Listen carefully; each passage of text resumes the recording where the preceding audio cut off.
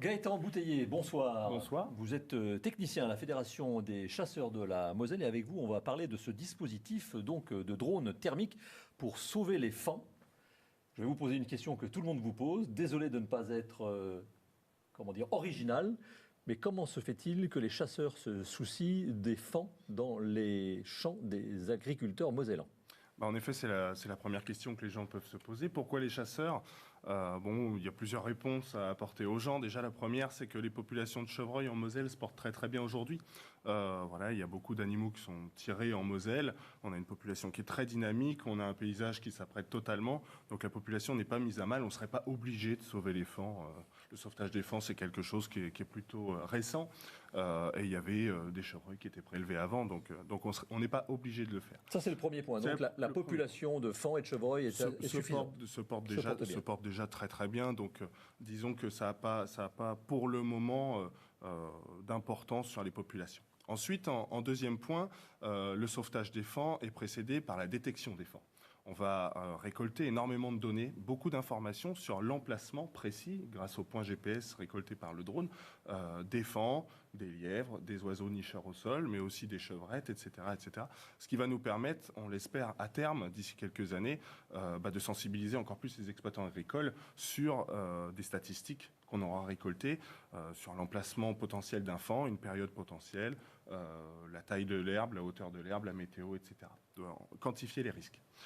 Ensuite, la troisième chose, c'est que on peut le faire. Puisque suite à la réforme de la chasse de 2019, les fédérations départementales des chasseurs ont des fonds donc pour valoriser la biodiversité, en mettant en place des actions comme celle-ci d'ailleurs. Et donc on a eu des fonds pour pouvoir s'équiper de drones thermiques qui nous permettent de sauver les animaux, mais aussi d'estimer les dégâts de gibier. Chez les exploitants agricoles, puisque c'est les chasseurs qui les financent. Et puis la dernière est certainement la plus importante pour pouvoir comprendre pourquoi est-ce que nous faisons ça, pourquoi est-ce qu'on se lève très tôt le matin pour sauver des faons. Et pour comprendre ça, il faut voir ce qu'une faucheuse est capable de faire sur un faon de quelques jours. C'est quelque chose de tout simplement insoutenable. Donc au mieux, il est mort. Au pire, il est mutilé, amputé, ça dure pendant des heures, la mère essaye de le ramener, c'est vraiment une scène qui est vraiment atroce.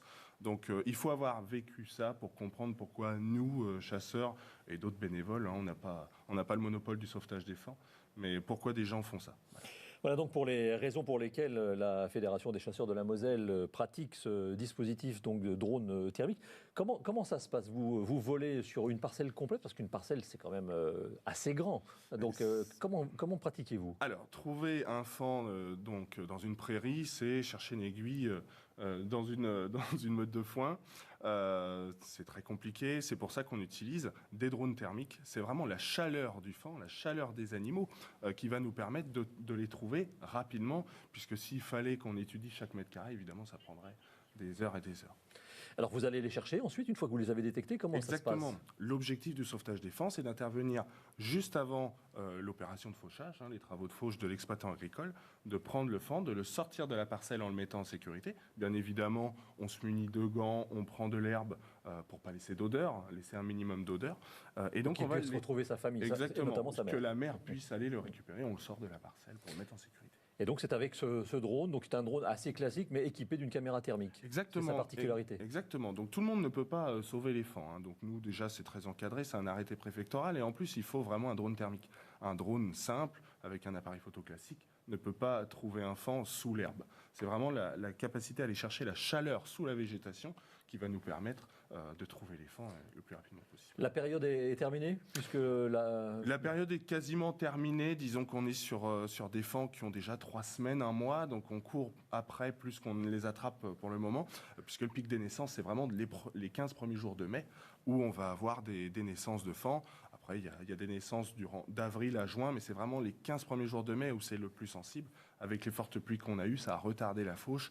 Et donc, on va avoir certainement moins de faons que l'année dernière de fauchés cette année en Moselle. Une fourchette, ce sont combien de faons qui sont sauvés par ce dispositif ? Alors, sauvés, donc on est vraiment au début des opérations. La Fédération des chasseurs de la Moselle a fait partie des premières à effectuer ces opérations-là. On a commencé en 2023. Et là, aujourd'hui, on est à un chiffre aux alentours de 140 faons sauvés, à peu près, environ. Donc, Et puis, plus de 170 détectés, soit sauvés, soit sortis des parcelles, soit poussés en dehors des parcelles. Mais c'est vraiment des centaines de données qu'on arrive à accumuler, et puis des comportements qu'on redécouvre, ce qui est parfait, quoi.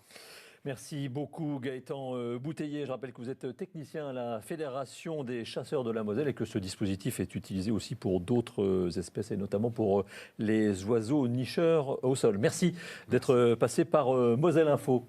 Ce jeudi avait lieu l'instant sport en partenariat avec le Cercle des Pareges.